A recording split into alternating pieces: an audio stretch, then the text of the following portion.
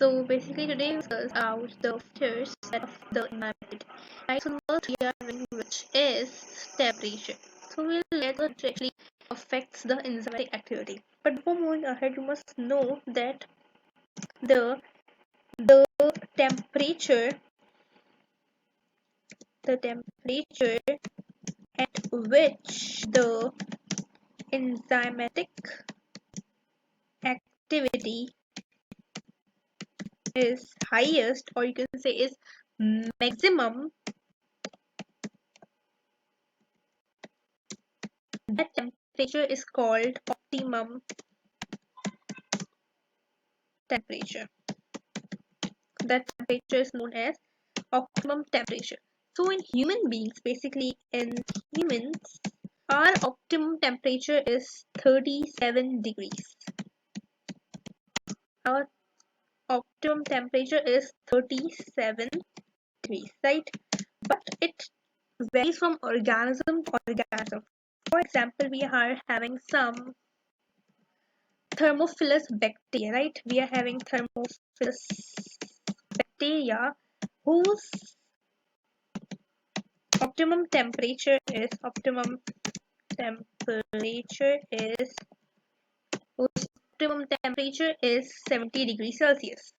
So it's 70 degrees, and these bacteria are usually help us in biological degrees. Okay. These bacteria actually help us in biological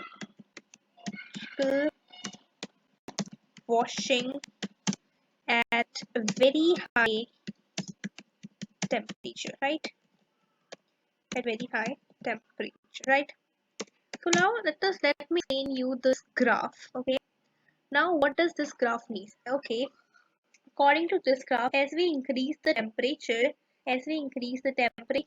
the enzymatic activity increases, but after a certain point, but after that it decreases. Now what is that? So actually this is 40, but here I am marking if it's 37. Our optimum temperature is 37, right? So consider that this is our level of maximum optimum temperature. Consider this here the line is, right? So at 37 degrees, basically there is peak of enzymatic activity at 37 Celsius. Before that, it is active, but if you say that 1, 2, 3, 4, at this point, the enzymes are basically they are inactive. At this region, they are inactive.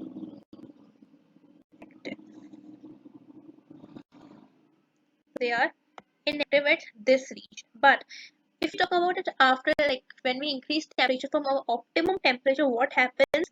Actually, the enzymes over here at this temperature, it denatures. The enzyme basically denatures.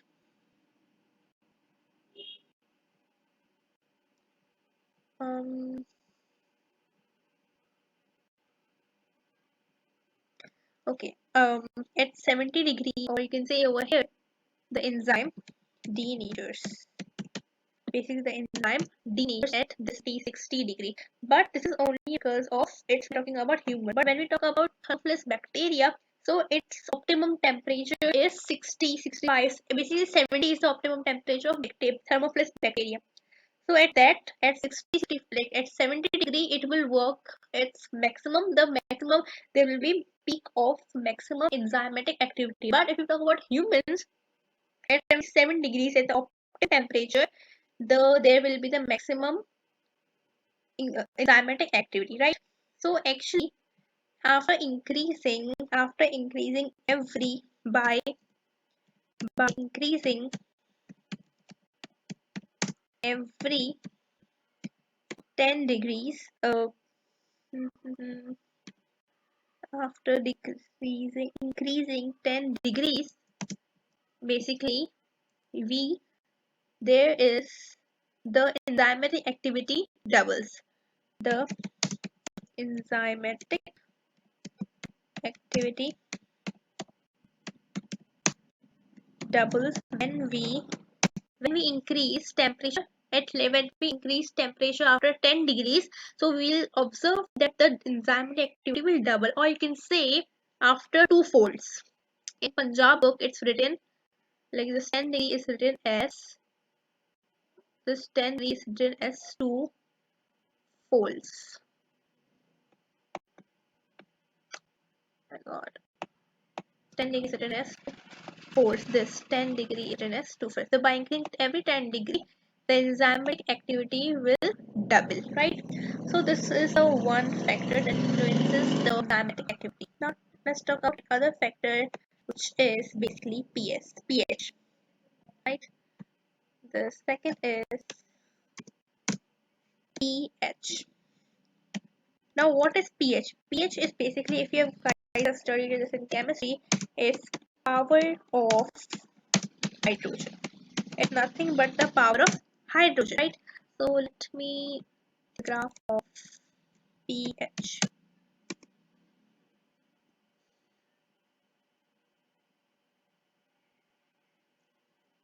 Okay, here we got the graph of pH. Let me adjust it. Okay, let me minimize this.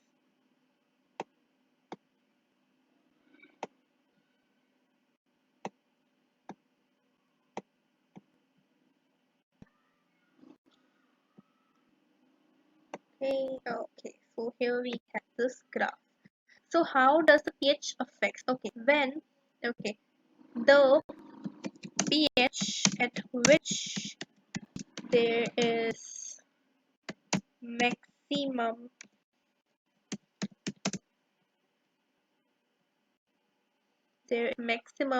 enzymatic activity, that pH is known as optimum pH, right?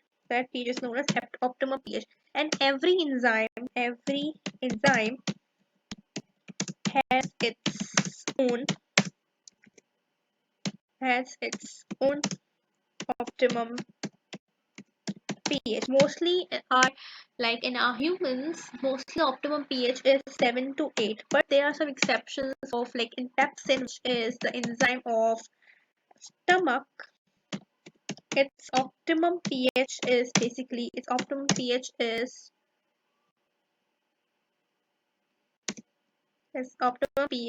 2, right? And yeah, this is 2. If we talk about amylase, its optimum pH is 6.8. So every enzyme has its own pH. If we talk about the scale,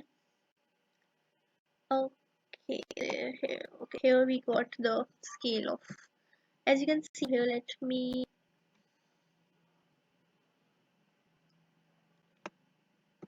here you can see in this, right?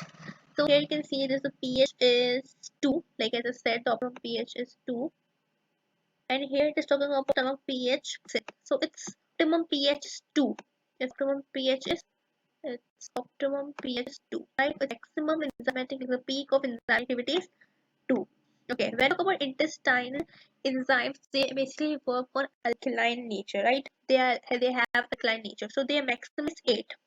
You can see there's maximum actually at 8. So it means that every enzyme has its own pH. So the third factor that influences that affects enzymatic activity is basically that is substrate concentration. How does this affect the enzymatic activity? Let me take the graph of substrate substrate concentration. Actually, the substrate concentration is marginal to enzymatic concentration, but at a certain point. Okay, let me have. Okay, here we have graph. Let me increase this in size. Now,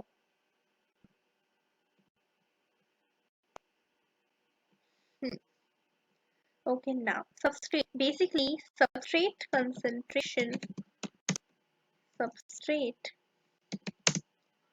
Mm, spelling wrong. Substrate concentration is directly proportional, directly proportional